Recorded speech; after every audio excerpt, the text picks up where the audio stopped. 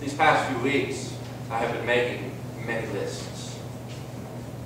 I like lists and I like schedules. As I mentioned a few weeks ago, I like being ridiculously organized to a fault. So I have been delighting in making lists. Just a little over a week ago, when Joelle and I were surrounded by our family at Christmas, all of us prayed together, and we shared with one another the gifts that God had offered to each of us in 2010. We gave thanks to God for the awesome blessings bestowed upon each of us. When I offered the blessing for our meal that day, I realized just how many great things have happened to Joelle and to me in this past year.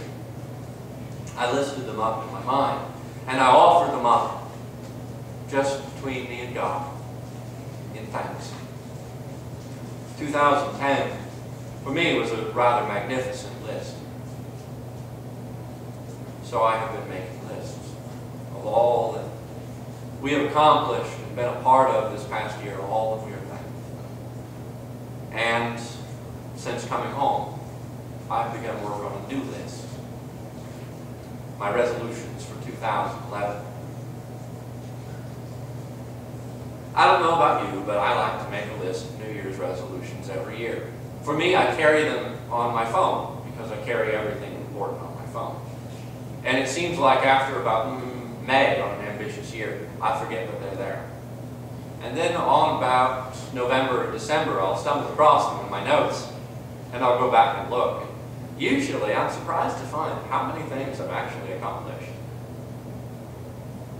And yet, there's a few that I look back and scratch my hand and go, where did I ever come up with that?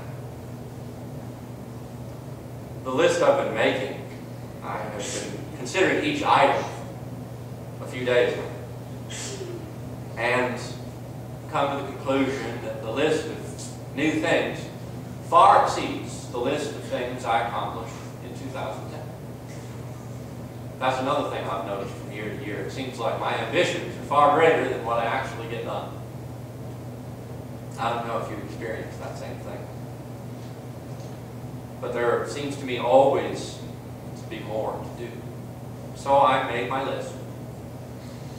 And as I thought about how to accomplish things, I considered them in a way I never have before. I'm task-oriented, I'm schedule-oriented, I'm process-oriented. I like to follow a particular thing for everything I do. I guess I'm compulsive in that way. But as I looked at my list this week, I thought about it differently.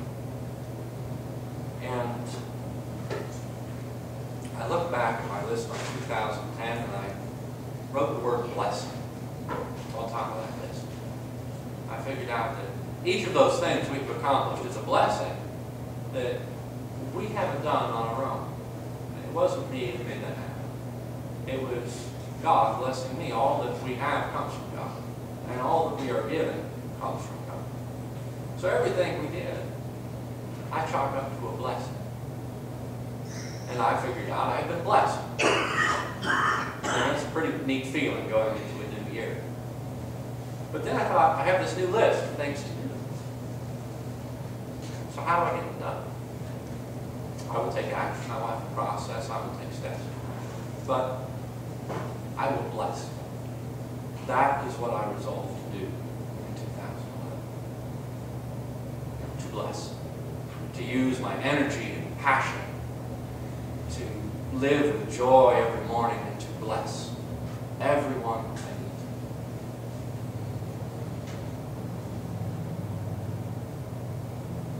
That seems to me what makes life rich.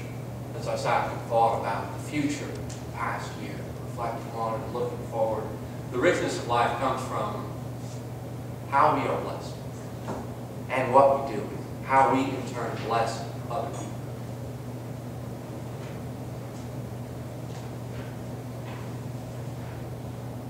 But it got me thinking about something else as I looked at my list. I have been blessed. And these past few weeks, I have been able to enjoy the warm embrace of love that we find when we're surrounded by our families and our friends, the taste of good food, a roaring fire, the beauty of snow that I didn't have to shovel, the twinkling of lights on an evergreen. Blessings, all of them. But I realized something. I realized that those blessings are unique. Not everyone we meet experiences those same things at Christmas time. Experiences the same ability to look down a to-do list at the end of the year and all the things they checked off and go, wow, I have been blessed. That doesn't happen everywhere. Pain remains in the world. Darkness seems always at the door, ready to swallow up the light of the wonders of life. And as I thought about this, stared at my lists, I went from overjoyed to frustrated, just like that. Despite the happiness and the wonder that always accompanied, for me, the Christmas season, I realized that some lives in this world remain clouded by uncertainty, shrouded in fear, and embedded in a seemingly constant struggle. Our world today really isn't that much different than what the Israelites were experiencing in the lesson from Isaiah this morning. See, they had come out of slavery and come back into their homeland. But the lives that they were building weren't coming together exactly as they had expected when they came out of slavery and came back home. They felt alone. They were fearful. They wondered sometimes if God was even there with them at all. They hungered for the light of which Isaiah spoke in the scripture this morning. They feared the darkness. They cried for help. And in the gospel lesson this morning, we found Herod. Herod is an interesting character to me. Because Herod was fearful too, wasn't he? You can call him a lot of things. You can call him greedy and self-serving and any number of not-so-kind things, King Herod.